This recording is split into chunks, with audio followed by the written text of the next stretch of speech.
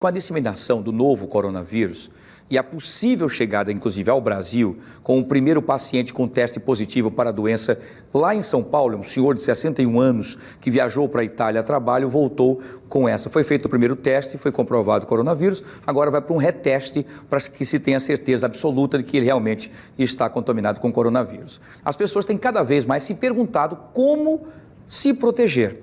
E para entender como é que funciona esse processo de transmissão e para que nós possamos também tomar os cuidados necessários para evitar o contágio, nós estamos recebendo com muito carinho aqui em nossos estúdios o médico infectologista, Dr. José Maria Constant, que vai tirar, inclusive, todas as nossas dúvidas sobre essa situação que tem assustado o mundo inteiro. E vindo para o Brasil, por conta da questão da saúde, no país, de uma forma geral, ainda fica mais preocupante, né? Doutor José Maria, primeiro é um prazer tê-lo aqui mais uma vez, prazer revê-lo, boa tarde, seja bem-vindo. Aqui com você. O prazer é nosso. Doutor José Maria, a pergunta que não quer calar é o seguinte: primeiro, nós vimos na matéria, às vezes, a dificuldade dos médicos, dos infectologistas, como o senhor, inclusive, de poder detectar o que é o coronavírus, o que é a gripe, o que é H1N1, porque eles têm sintomas muito parecidos. Isso é uma realidade? Boa tarde. É um fato, boa tarde. E é interessante, antes de entrar no Covid-19, que é esse que está nos afetando, seria interessante fazer uma retrospectiva sobre o comportamento do coronavírus como doença humana no mundo. Esse vírus é conhecido desde a década de 30. A primeira vez que ele se manifestou de forma maciça como doença humana foi em 2002, na China, um surto que foi chamado na época de SARS, onde as pessoas quase sempre adoeciam gravemente e só as pessoas que adoeciam gravemente transmitiam a doença. Ora, consequentemente, isso fez com que, na época, a doença fosse contida, porque pessoa que está gravemente doente não transita com facilidade. Nesse surto chamado SARS, havia uma peculiaridade: de cada 100 pessoas morriam 10. Bom, o surto seguinte foi em 2010 na Arábia Saudita, um surto chamado na época de MERS. Isso é a abreviatura de palavras em inglês que não interessam muito às pessoas que estão nos vendo e ouvindo. Nesse surto, as coisas pioraram, porque tanto as pessoas adoeciam quase sempre gravemente, como havia uma mortalidade muito alta. De cada 100 pessoas no surto chamado MERS, morriam 40. E nós temos finalmente agora, se já não é mais surto, já é uma epidemia, e ameaça se transformar em pandemia, e vamos explicar por quê. Nesse novo acometimento pelo coronavírus, que é o chamado Covid-19, começou na China, dezembro de 2019, nós temos uma doença que nós chamamos de alta infectividade, ou seja, muitos são os infectados, muitos contraem o vírus e poucos, em relação naturalmente aos infectados, apresentam quadros típicos. Então, o que é que nós temos?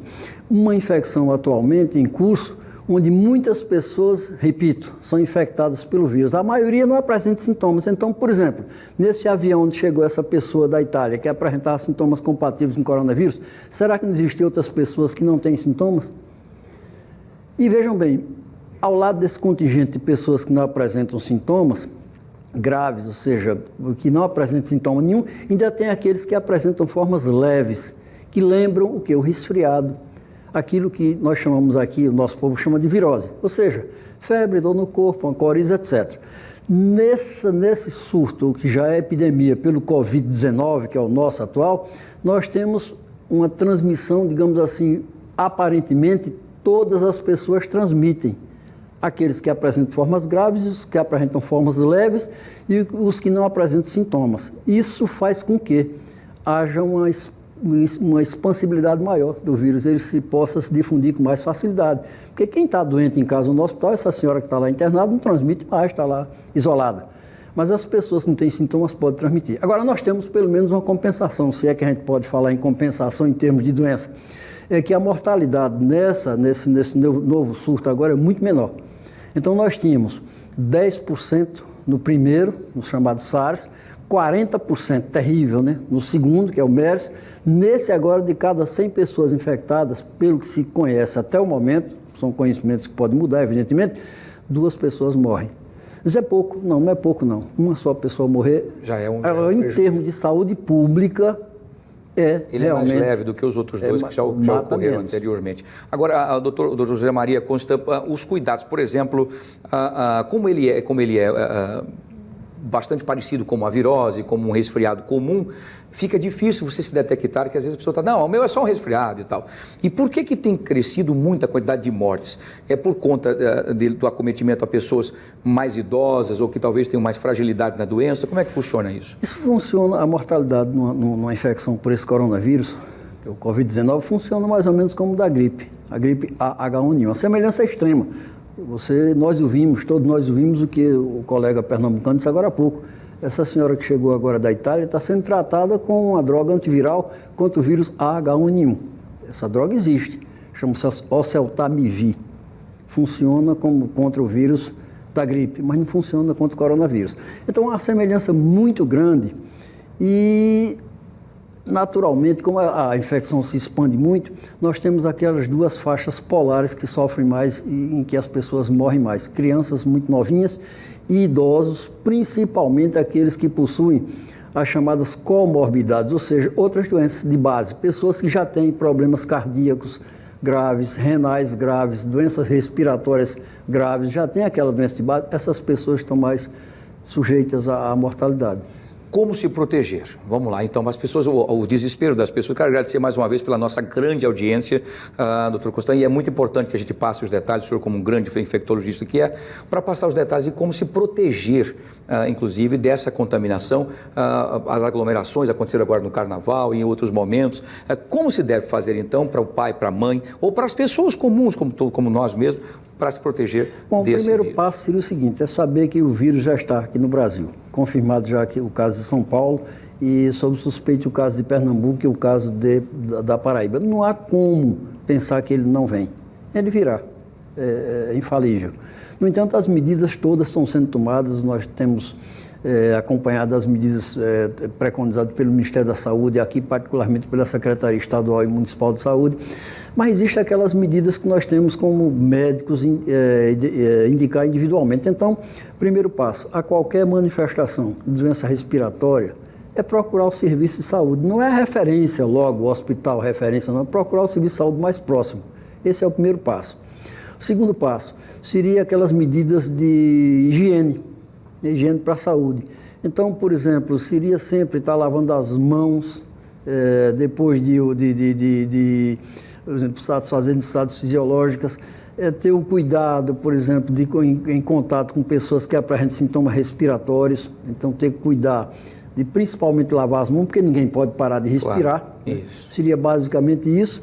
E o que é fundamental seria a procura do serviço de saúde em caso de qualquer quadro respiratório agudo que possa ser um simples resfriado, que é chamado popularmente entre nós de virose, ou uma gripe, que pode ser pelo vírus H1N1 ou pelo vírus B, e pode ser também a infecção pelo coronavírus.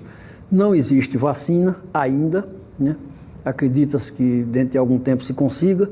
Já existem pesquisas, principalmente a partir do vírus desse segundo surto chamado MERS, para a obtenção de uma vacina, e não existe nenhuma droga, nenhum medicamento específico. Nós vimos agora o colega lá de Pernambuco dizer, nós estamos utilizando uma medicação contra a gripe, porque a semelhança é muito grande, e aquelas medidas de suporte, que diminui o sofrimento do paciente, medicamento para febre, para tosse, hidratação, etc. Doutor Zé Maria, nós estamos preparados, caso, como o senhor disse, o vírus já está no Brasil, né? E vai aos poucos se proliferando ali, aqui e tal. O nosso sistema de saúde pública, a gente sabe da realidade, como é complicado, não é? Nós estamos preparados para isso? Levando em consideração os nossos recursos, estamos sim. Levando em consideração os recursos, há muita limitação, evidentemente, né? A gente parte para verificar como é que a rede de saúde tem muitas deficiências, mas levando em consideração os recursos que nós temos, nós estamos relativamente preparados. Pelo menos é o que se vê, por exemplo, com as medidas do Ministério da Saúde e da Secretaria Estadual e Municipal de Saúde aqui em Maceió. Já existe algum movimento, não se está, digamos assim, deitado em berço esplêndido. As equipes estão se movimentando no sentido de esperar que a coisa possa acontecer e providências sejam tomadas. De qualquer maneira, nós não teremos catástrofe, não. Se nós tivermos, e certamente teremos a infecção no nosso meio, pelo menos existe alerta em torno disso. Perfeito. Doutor Zé Maria, eu quero agradecer mais uma vez aqui pela sua presença, um prazer revê-lo. Sucesso sempre aí nas suas discussões, eu acho fantástico. E eu sei que o senhor também nos assiste, nos escuta, né? Parabéns pelo carinho, né? O fenômeno. Todos os dias. Muito obrigado pelo carinho, doutor. Um abraço grande e que a gente continue fazendo, então, como o senhor disse aí, as prevenções e a higiene, que é o mais importante. Porque diz, inclusive, que nós nordestinos, por conta do calor, nós tomamos muitos banhos, mas não lavamos muito as mãos. Eu acho que seria o primeiro passo a gente tentar diminuir isso. Concorda? Concordo. Muito bem. Um abraço. Um abraço, Zé Maria Constância. Sucesso para o senhor.